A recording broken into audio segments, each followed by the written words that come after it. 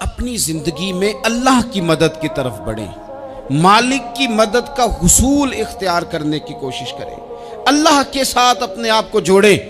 اگر اللہ کی مدد نصیب ہو، یہ جو ہم جتنا ڈرتے رہتے ہیں، سہمے رہتے ہیں، پریشان رہتے ہیں کوئی کیا کر دے گا، ہمارے ہاں نا ہر شعبے میں معاذ اللہ ایک مافیا ہے، الا ماشاء اللہ۔ وہ مافیا کہتا ہے میرے ساتھ ملو گے تو میں چلنے دوں گا، ورنہ میں نہیں چلنے دوں گا، مارکیٹ میں آ ہی نہیں سکتا فلانا بندہ، کیونکہ یہاں ہمارا قبضہ ہے۔ اور میرے بھائی پھر بہت سارے لوگ جن کی نیتیں اور ارادے بڑے اچھے ہوتے ہیں شروع میں، وہ بھی اس مافیا کا شکار ہو جاتے ہیں اور ان کے رنگ میں رنگ جاتے ہیں۔ یاد رکھنا، کسی شخص کی بلیک میلنگ کا کبھی شکار نہ ہونا، کبھی کسی کی میٹھی اور مسجع مکفہ باتوں کا شکار نہ ہونا۔ کوئی کیا کر سکتا ہے اگر اللہ مددگار ہو تو؟ جس کو رب کریم اٹھانا چاہے اسے کوئی گرا سکتا ہے؟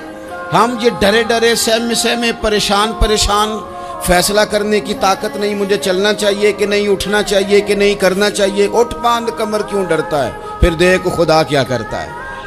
حضرت عبداللہ ابن عباس فرماتے ہیں میرے نبی پاک علیہ السلام نے میری تربیت فرمائی، حضور نے میری تربیت فرمائی، اور محبوب پاک علیہ السلام نے فرمایا عبداللہ یاد رکھنا، یہ نوجوان دوست میری بات لکھ لیں، پریشان لوگ میری بات لکھ لیں، جن کے پاس قوت فیصلہ نہیں وہ اس بات کو لکھ لیں۔ حضرت عبداللہ ابن عباس فرماتے ہیں میرے نبی پاک علیہ السلام نے مجھ سے فرمایا تھا عبداللہ سن، اگر ساری دنیا مل کے تیرا کوئی نفع کرنا چاہے کر نہیں سکتی جب تک میرے رب کی رضا نہ ہو، اور فرمایا ساری دنیا مل کے تیرا کچھ بگاڑنا چاہے تو عبداللہ بگاڑ نہیں سکتی جب تک رب کریم کی حکمت کا تقاضا نہ ہو۔ لوگوں سے ڈرنا، لوگوں کی طرف دیکھنا، ماحول دیکھ کے اپنے راہ کا تعین کرنا، ہر بندے کے خیالات کے مطابق ڈھلنے کی کوشش کرنا، فلانا نہ ناراض ہو جائے، فلانا نہ ناراض ہو جائے، وہ جس نے ہونا ہو جائے، بس رب رسول ناراض نہ ہو۔ اپنی زندگی میں اپنے مالک کو مولا جان کے، بل اللہ مولاکم، اللہ تمہارا مولا ہے، وَهُوَ خَيْرُ النَّاصِرِينَ، وہ بہترین مددگار ہے۔ توجہ جب بھی کریں رب کی جانب کریں، اپنے دل کا قبلہ درست رکھیں، سوچوں کے زاویے سیدھے رکھیں۔ میرے بھائی مالک جب بندوبست کر دے نا، جب مالک بندوبست کر دے پھر ایسا بندوبست کرتا ہے کہ لوگوں کے پاس نا چارہ نہیں رہتا۔ حضرت مریم رضی اللہ تعالی عنہا پاک باز تھیں، مسجد میں رہی تھیں، پر مالک کی حکمت کے تقاضے بڑے عجیب ہیں نا۔ پھر جناب مریم کو اللہ تعالیٰ نے بغیر شوہر کے اولاد عطا کر دی۔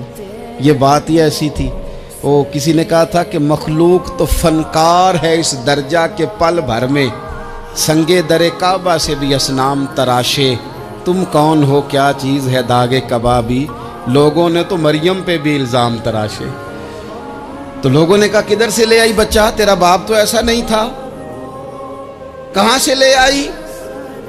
اللہ کرے میں آپ کو سمجھا سکوں، ذرا اپنے آپ کو وہاں کھڑا کریں کہ ایک پاک باز عورت، پاک باپ کی بیٹی، طیب ماں کی بیٹی، اور اللہ کے گھر میں پرورش پانے والی خاتون، ایک وہ وقت اور ایک یہ وقت کہ اس عورت کو کٹہرے میں کھڑا کر کے پوچھا جا رہا ہے کہ معاذ اللہ تیری گود میں بچہ جائز نہیں ہے، کہاں سے لائی ہے؟ اب خود سے صفائیاں بندہ کتنی کو دے، کتنی کو وضاحتیں کرے۔ اور میں نے تو اپنی زندگی میں دیکھا ہے زیادہ وضاحت دینے والے کو بھی لوگ جھوٹا سمجھنے لگ جاتے ہیں، زیادہ وضاحت دینے پر بھی لوگ کمزوری کا اظہار سمجھتے ہیں کہ کمزور پڑ گیا۔ آپ صلح کی کوشش کرتے ہیں، سامنے والا بزدل سمجھ لیتا ہے، زیادہ وضاحتیں بھی کمزور کر دیتی ہیں۔ اب حضرت مریم کو کٹہرے میں کھڑا کر کے کہا بچہ کس کا ہے؟ تو پھر خدا بندوبست جب کرے، اللہ جب مددگار ہو، تو پھر حضرت مریم کی گواہی درختوں سے نہیں دلوائی، اس نے پتوں سے نہیں دلوائی، پھر فرشتے نہیں بھیجے۔ حضرت مریم کہنے لگی مجھ سے نہ پوچھو، وہ جو پنگوڑے میں ہے اسی سے پوچھ لو، ان سے پوچھو نا وہ کون ہے، پوچھ لو ان سے، کر لو سوال۔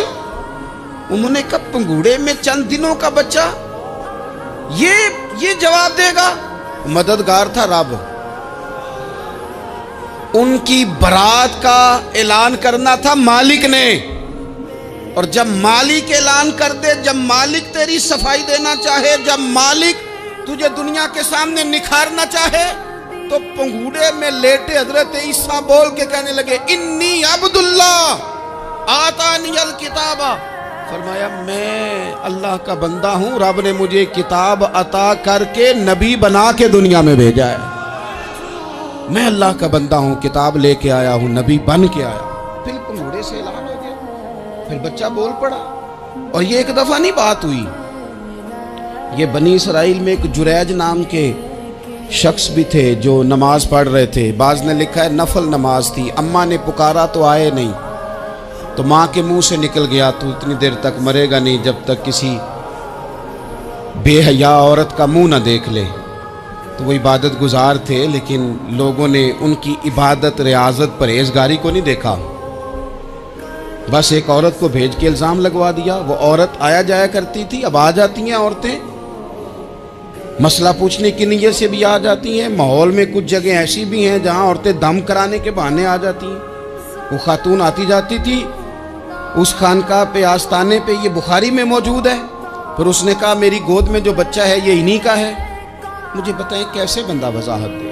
حالات خراب ہو گئے، لوگ کٹیا جلانے لگے، ماحول اور طرح کا بن گیا۔ میرے نبی پاک علیہ الصلوۃ والسلام فرماتے ہیں پھر اس رب کے بندے نے کہا مالک تو کریم ہے، تیری مشیت کا تقاضا آیا جو میری ماں نے جملے بولے تھے، پر اب میں وضاحت دینے کے قابل نہیں رہا، اب تو ہی کرم کرے گا تو دروازہ کھلے گا۔ تو وہ چند دنوں کا بچہ پنگوڑے میں بول کے کہنے لگا میں اس درویش کا نہیں، میں تو فلانے چرواہے کا بچہ ہوں، وہ جو بکریاں چراتا ہے۔ رب کی مدد کو پکاریں، اپنے ساتھ اپنے مالک کی مدد کو شامل کریں، تھوڑے رزق پر بھی گزارا اچھا ہونے لگ جائے گا۔ سارے لوگ آپ کو گرانے کی تدبیریں کر رہے ہوں گے اور مالک آپ کو عزتیں عطا فرما دے گا، اس کی بارگاہ سے حکمت کا تقاضا اور ہو جائے گا۔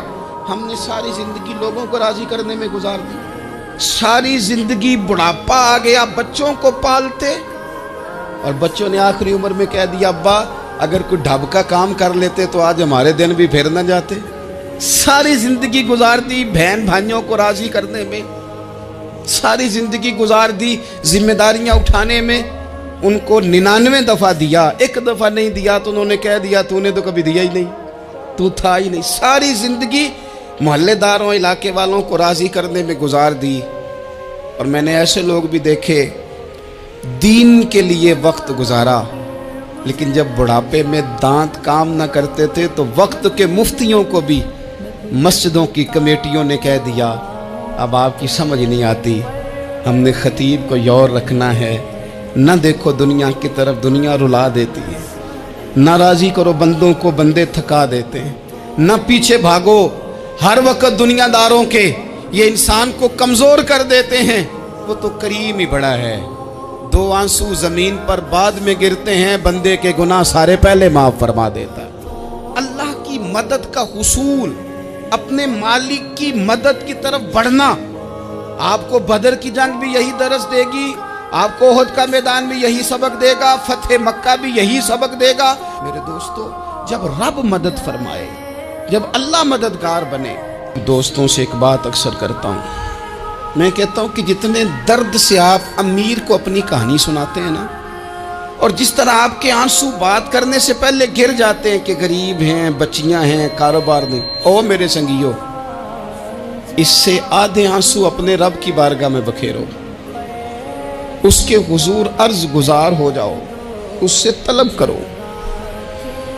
ایک وقت انسان پر زندگی میں ایسا آتا ہے کہ اسے یوں محسوس ہوتا ہے کہ میرا سایہ بھی ذرا سا پیچھے ہٹ گیا ہے، اسے یوں لگتا ہے کہ میں کسی سہارے پہ ہاتھ ڈالتا ہوں تو وہ بھاگ جاتا ہے مجھ سے، لیکن مالک کی بارگاہ ایسی عظیم بارگاہ ہے، رب رسول کے آستانے اتنے بڑے ہیں کہ آپ جب وہاں کشکول طلب دراز کرتے ہیں تو جھولی پھیلانے میں دیر لگتی ہے، ان کو بھرنے میں تو کوئی دیر نہیں لگتی۔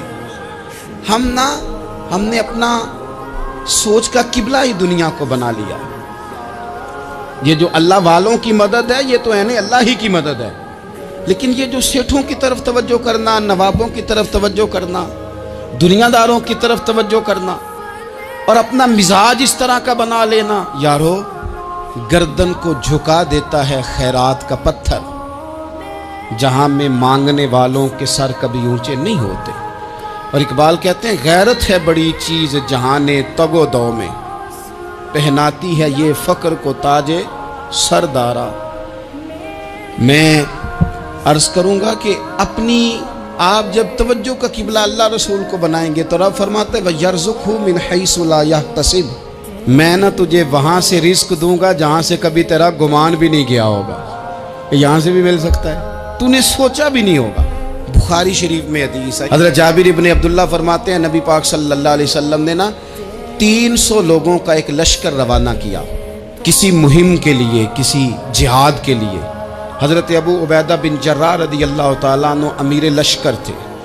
फरमाते गुर्बत इतनी ज़्यादा थी, भूख इतनी ज़्यादा थी कि एक एक खजूर दिन में एक वक्त खाने को मिलती थी, और कुछ दिन ऐसे आए कि अब खजूर भी नहीं मिल रही। फरमाते इतनी ज़्यादा भूख लगी मुजाहिदीन को 300 बंदा पत्ते खा के गुजारा होने लगे। ये बुखारी में मौजूद है। आप फरमाते हैं कि दरिया के किनारे हमारा पड़ाव था, ठहराव था। जब भूख से निढाल हो गए ना, वयर्ज़ुक़हु मिन हैसु ला यहतसिब, अल्लाह वहाँ से रोज़ी देता है, गुमान भी नहीं होता। फरमाते हैं एक मछली अल्लाह ताला ने दरिया के किनारे भेजी। फरमाते हैं वो थी तो मछली पर पहाड़ जितनी थी। बुखारी में लफ्ज़ हैं, हज़रत जाबिर इब्न अब्दुल्लाह रदी अल्लाह ताला अन्हु फरमाते हैं 300 आदमी 18 दिन तक उस मछली को खाते रहे, मछली ख़त्म ही नहीं हुई। मछलियाँ नहीं, मछली। कहते हैं 18 दिन 300 बंदा खाता रहा, मछली ख़त्म ही नहीं हुई। और फरमाते हैं कि उसकी हड्डी निकाल के, कांटा कहेंगे आप अपनी जुबान में, कहते हैं वो निकाल के ना तो उसको खड़ा किया ना जब, तो ऊंट कजावे समेत उसके बीच से गुजर जाता था। 2 उसके कांटे जोड़े। फरमाते हैं वो उसका गोश्त हम खाते थे और उसकी चर्बी बतौर तेल के हम जिस्मों पे मलते थे, बीमारों को उससे सुकून आता था, तंदुरुस्ती शिफा होती थी। फरमाते हैं हम खाया भी हमने और कुछ लेके हम मदीने भी गए, और कुर्बान जाएं नबी पाक ने भी उसमें से खाया। हमने अर्ज़ की हुजूर ये मुअम्मा क्या है, ये माजरा क्या है? तो महबूब ने फरमाया तुम्हारे पास ग़िज़ा नहीं थी, रब ने तुम्हारे लिए बंदोबस्त किया है, अल्लाह ने तुम्हें दिया है। मकान शुरू कर लिया, एक साहब ने वो मकान बनाने लगे, आप वो हिसाब लगा रहे हैं। कहते हैं मेरे पास इतने पैसे हैं, इतने मैंने फ़लाने दोस्त से कहना है उसने दे देने, इतने फ़लाने रिश्तेदार से कहना है उसने दे देने, इतने फ़लाने से कहना है उसने दे देने। ये सारी कापी बना के मकान शुरू कर लिया। जो रोज़ कहता था ना कोई हुक्म हो जाते दसी, सबसे पहले उसको कहा मियाँ पैसे चाहिए। वो कहता हो कल ही मुंडा टोरिया है, कहते तू परसों 10 दाते लभ जाने सन। मैं आपको अपने तजर्बे की बात बता रहा हूँ। जिन लोगों का ख्याल होता है ना कि आप स्टार्ट करें फलाना काम, हम आपके साथ हैं, अल्लाह का ही कोई निज़ाम है, वो बिल्कुल भी नहीं साथ होते। लेकिन ऐसा नहीं है कि कोई साथ नहीं होता, अल्लाह ताला बड़े असबाब पैदा करता है, वहाँ से देता है जहाँ से गुमान भी। हमारा ये ज़हन बन जाता है, हम सारी अपने हिसाब से चलते, इतने रिश्तेदारों से, इतने कौन आपके साथ चलेगा, सवाल ही नहीं पैदा होता। ये सारे काम छोड़ के सबसे पहले 2 रखने पड़ो, अपने रब की बारगाह में, रसूल कायनात की बारगाह में गुजारिशात और इस्तिगासे पेश करो, वहाँ से खैर तलब करो। दुनियादार क्या देंगे, क्या दे सकते हैं, क्या हैसियत होती है किसी। अल्लाह कहता है वहाँ से दूंगा। तो जो अल्लाह माल दे वो लेना चाहिए कि रिश्तेदारों का माल देखना चाहिए?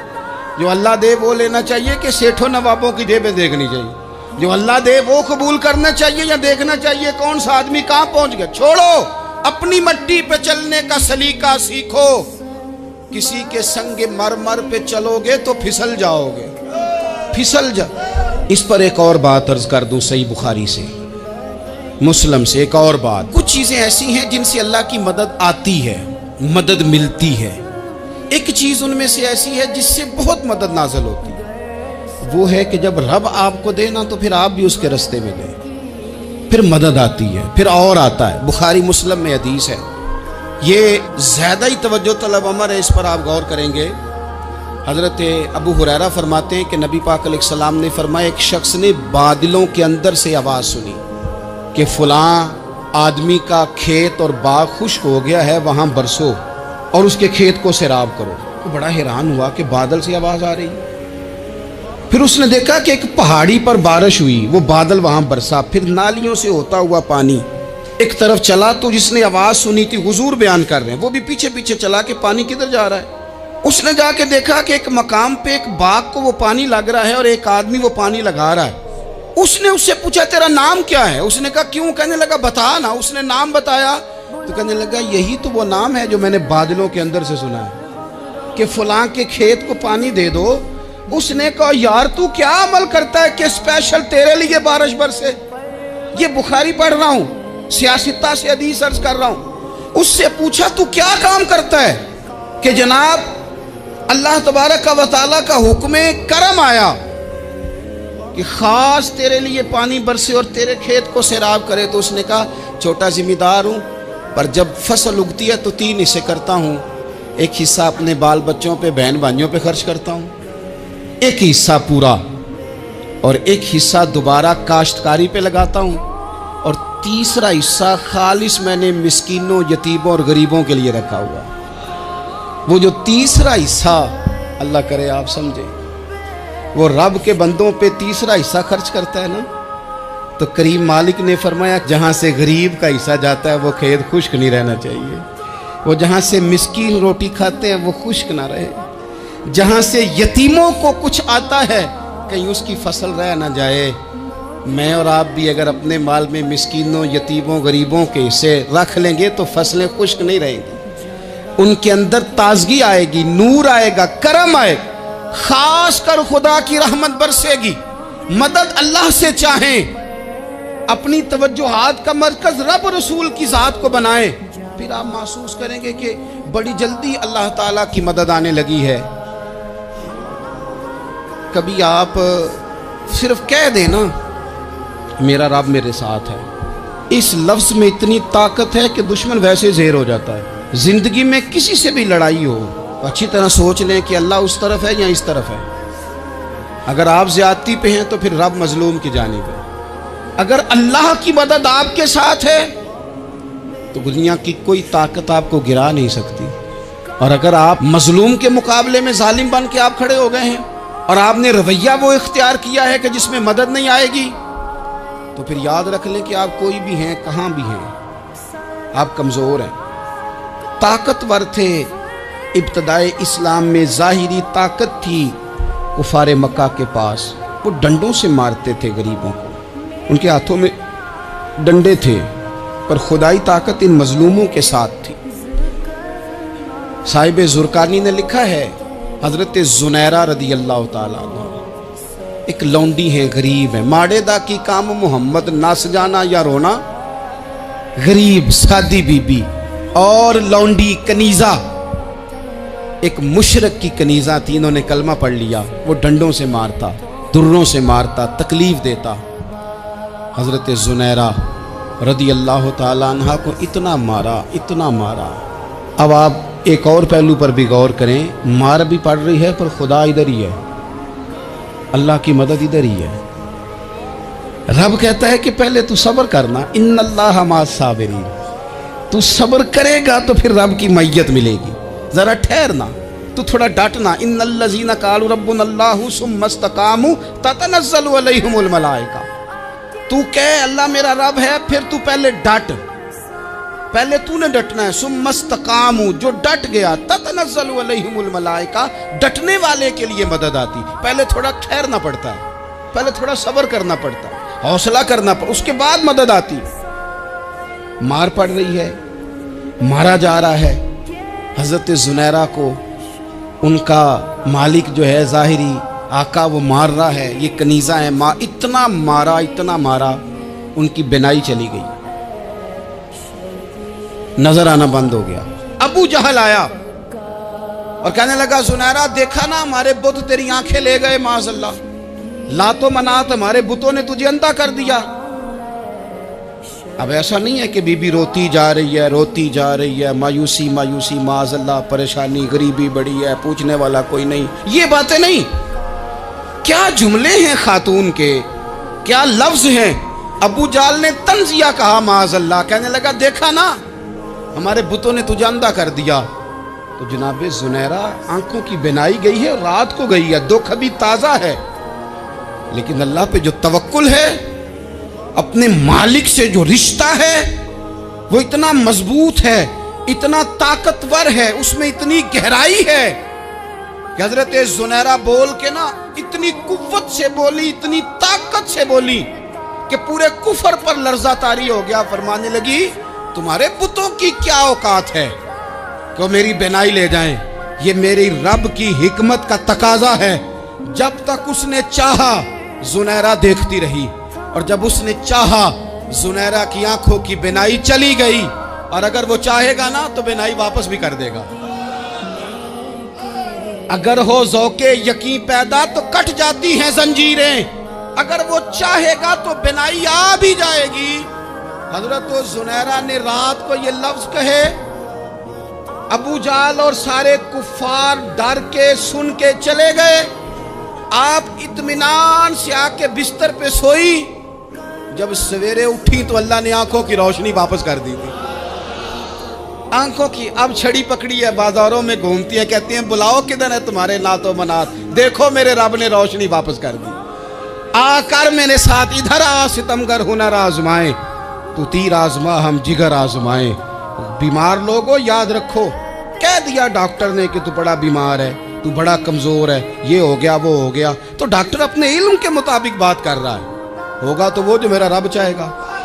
کمزور ہو جانا، پریشان ہو جانا، تکلیف میں آ جانا، پتہ نہیں بات ہو گئی ہے تو جانے کیا ہو جائے گا۔ اپنی زندگی کے اندر اپنے رب سے رشتہ مضبوط کریں، رسول کائنات سے رشتہ مضبوط کریں، اللہ والوں سے رشتہ مضبوط کریں۔ حضرت زنیرہ نے پیغام دیا کہ زندگی میں جو جینا چاہتے ہیں تو وہ رب کا نام لے کے جی سکتے ہیں، جو اپنی زندگی میں خوشیاں دیکھنا چاہتے ہیں تو رسول اللہ کے نام پر خوشیاں دیکھی جا سکتی ہیں۔ توکل کی بنیاد پر بندہ خوشیاں لے سکتا ہے، اور اگر انسان میں توکل نہیں ہے تو پھر وہ اس کالے جادو سے بھی ڈر رہا ہے، وہ نیلے سے بھی ڈر رہا ہے، وہ پیلے سے بھی ڈر رہا ہے، وہ فلانے سے بھی ڈر رہا ہے، وہ میرے خلاف فلانا رشتہ دار سازش کر رہا ہے تو ڈر رہا ہے، فلانا میرے بارے میں یہ کر رہا ہے تو ڈر رہا ہے، وہ پتہ نہیں دنیا ادھر ہو جائے گی تو کیا ہو جائے گا، اٹھ باندھ کمر کیوں ڈرتا ہے، پھر دیکھ خدا کیا کرتا ہے۔ تو اس ساری گفتگو کا نچوڑ آپ کو یہ عرض کیا ہے، سب سے پہلے تو یہ کہ میدانوں میں مدد بھی اللہ کی، رزق میں مدد بھی اللہ کی، فصلیں خشک ہوں تو مدد پھر بھی اللہ کرے، تو پھر ساری مدد، اور اگر انسان بیمار ہو تو پھر بھی مدد اللہ کی۔ تو اپنے اللہ کی جانب توجہ کو بڑھائیں، آپ اللہ سے مدد کے سوالی بنیں۔ ترمذی کی ایک حدیث ہے، میں آپ کو زندگی کا تجربہ بتاتا ہوں کہ جب میں بڑا پریشان ہوتا ہوں تو یہ والی روایت کھول لیتا ہوں، مزہ دیتی ہے۔ میرے نبی پاک علیہ السلام نے فرمایا اپنے دکھ سیٹھوں نوابوں کو نہ کہنا، مالداروں کا نہ کہنا، ورنہ اللہ تمہیں کبھی غنی نہیں کرے گا۔ فرمایا اپنے دکھ اپنے رب کی بارگاہ میں عرض کرنا، جلدی کرے یا دیر سے کرے اللہ تمہیں لوگوں سے بے نیاز کر دے گا۔